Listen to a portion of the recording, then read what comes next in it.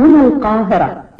فانوس رمضان بالذمة مين فيكم ما لعبش زمان مع أصحابه في شهر رمضان بفانوس رمضان؟ مين فيكم قدر ينسى ذكريات شهر رمضان مع أصحابه وألحانه الجميلة؟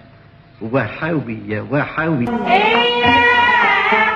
وحاوي نضر جيت يا رمضان، وحاوي يا وحاوي روح نادي لأخوك.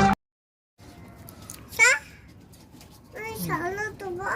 ما شاء الله. تقولي لهم ايه اما ياكلوا؟ تقول لهم قولوا ايه؟ قولوا بسم الله. علي صوتك. قولوا بسم الله. يا صباح الهنا والسعادة على كل متابعيني حبايبي في الله. وحشتوني وحشتوني وحشتوني والله كل ما بتأخر حبة كده بحس بإحساس مختلف خالص. أصبحنا على فطرة الإسلام وكلمة الإخلاص ودين نبينا محمدا صلى الله عليه وسلم نبيا ورسولا. بدأنا النهاردة الفيديو بتاعنا، يا رب يعجبكم. النهاردة بقى روتين فوق السطح، هنطلع نقضي اليوم كله فوق السطح. بدأنا كده بالفطار، عملت لهم حبة جبنة قريش كده بحبة زيت زيتون. والله كان يوم ممتع بصراحة، مش قادرة أقول لكم، مع إنه تعبت شوية بس اتبسطنا بصراحة.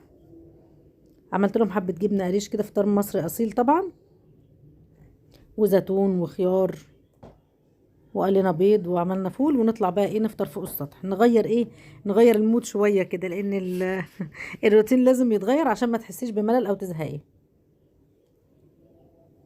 ويا رب يعود عليكم الشهر الكريم يا رب وانتوا في احسن صحة واحسن حال يا رب. كل اللي عايز حاجة بيتمناها تتحقق له يا رب، احنا واياكم.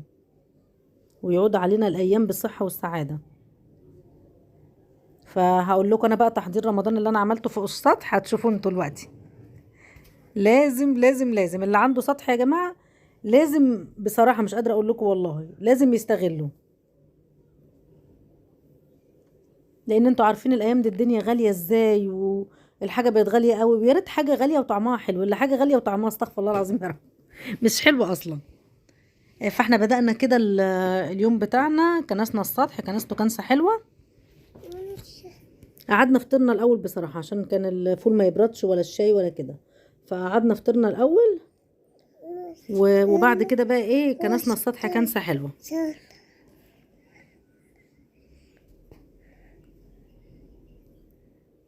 عشان نحس بالروقان كده حوالينا.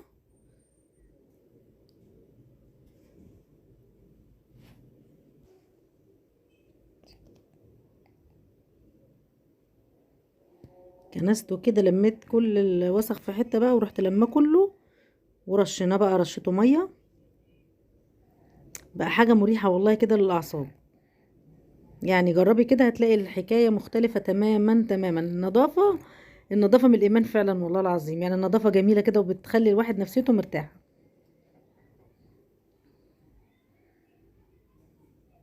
بصوا رشيناه كله ميه.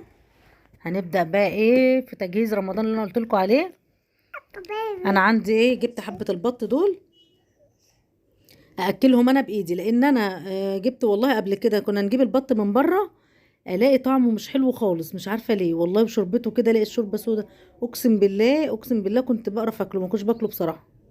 يعني حتى ما كنتش ببين قدام عيالي ان انا باكل. كنت بعمل نفسي كده باكل وانا ما باكلش بصراحه. تربيتي على ايدي كده. هقول لكم طبعا تربي لو عندك بط تربيه ازاي ويطلع معاكي طعمه تحفه. الطعم يطلع معاكي حاجه تانية خالص غير اللي انت بتشتريها من بره. انا ببدا كده زي ما انتم شايفين، بقطع له كده. بصوا حبه عيش كده طري، بقطعه له حتت كده. وانت لو عايزه البط ده انف قوي، يعني انف في اكله قوي، فلو انت عايزاه ياكل معاكي حلو جوعيه يوم كده. يعني يوم كده سيبيه يوم جوعيه قوي، وبعد كده ابداي اديله اكل. اي اكل هتديهوله هياكله منك. والله الاول ده كان البط ما بياكلش خالص. بدات انا بقى ايه اظبط له الدنيا، بقيت اي حاجه احطها له ياكلها. حبه عيش كده. وبعمل ايه الصبح بقى على غيري، والله انا بعمله ولا الطفل الصغير والله العظيم. الصبح بغلي له، عندك ينسون اغلي له حبه احطها له في الميه، عندك حلبه، عندك شمر، اي حاجه من الحاجات دي حطها له. كل ده بيفرق معاكي في الطعم بطريقه مرعبه. وبرده لو عندك مثلا بجيب له في كل يوم بقى بعمل له حاجه، يعني يوم بعمل له جزر مسلوق واضربه له في الخلاط واحطه له في الميه، يوم بطاطا اسلق له بطاطا كده برضو واهرسها كده واحطها له في الميه، يوم كوسه.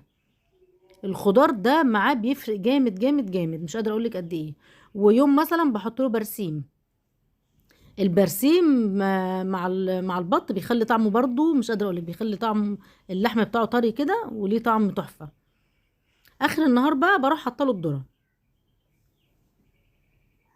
بصوا يعني انا طول النهار اكلته عيش، بصوا حطيت له الذره، بصوا هاجي مع الذره على طول ازاي.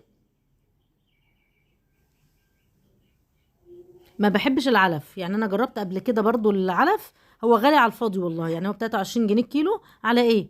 والله باكل ممكن وممكن مش ذره كمان، لو انت يعني امكانياتك مش مساعداكي، هتاكلي عيش وبرسيم وبطاطا. هاتي بطاطا حطها لهم في الميه كده، هاتي جزر وحط لهم في الميه، كل الحاجات دي هتطلع معاكي البط طعم حاجه. العلف على فكره مش، فاللي انا عرفته ان العلف مهرمن، يعني فيه هرمونات. حتى الفراخ البيضاء تملي ياكلوها علف عشان 22 يوم وتلاقيها فرخه كبيره. دي حاجه عجيبه برضو. فالاكل الطبيعي يا جماعه اقسم بالله ما في احسن منه. هنا مقطعه لهم ربطتين بصل اخضر كده، البصل الاخضر حلو. ويوم في الاسبوع بحط لهم معلقه خل في الميه، انا بحط لهم خل تفاح، ده يطهر معدتهم ويخليهم ما يعيوش معاك على طول.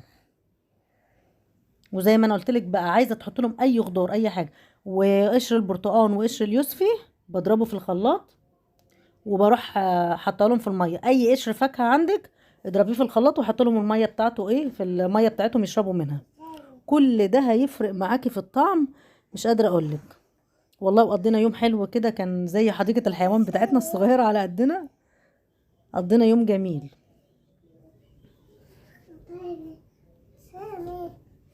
امهاتنا يعني كانوا بياكلوا ايه، ما بياكلوا عيش وبرسيم مش ضروري. مش عارفه حكايه تقليعه العلف الايام دي حاجه تقليعه كده ملهاش لازمه.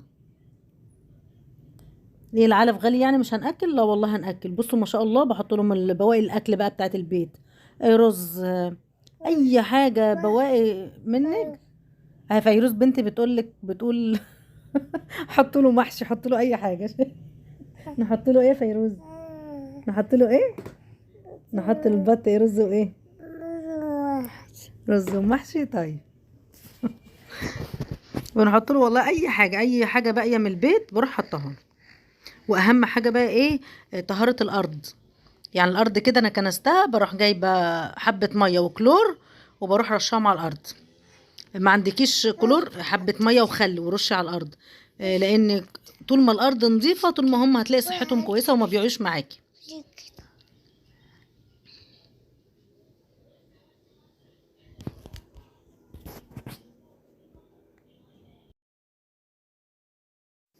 بعد كده بقى جينا للحمام. الحمام ده طبعا عيالي هم اللي خاصين باكله، هم اللي بياكلوه، هم اللي بيظبطوه. احنا بنطلع نتفرج عليه بس بصراحه. هم غية عندهم، وانا عندي عيالي غية فظيعه والله. حتى فيروز الصغيره دي مدمنه حاجه اسمها حمام، يتهبلوا كده لو الحمام ده مش موجود، مع انه بيجيبوا حمام غالي. يعني الحمام غالي والحمام اكله فظيع فظيع فظيع. ده الزغلول الزقنون اهو. امه هي اللي مأكلاه. فهي غية بصراحة كده بنحب نتفرج عليه كده، بس نقعد معاه ونتفرج عليه. هي غية ممتعة والله العظيم بجد، يعني حاجة كده جميلة. في يوم ابني بقى يبقى معايا يقول لكم بقى انواع الحمام دي كلها.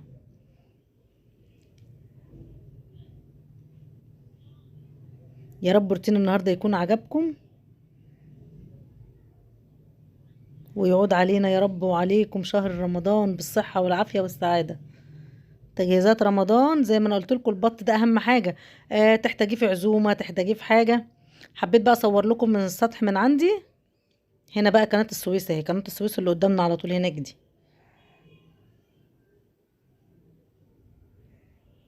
بس الوقت بقى ده ما كانش فيه بواخر معدية ولا حاجة. وهنا مبنى الإرشاد بتاع قناة السويس. منظر عندنا جميل من السطح بصراحة.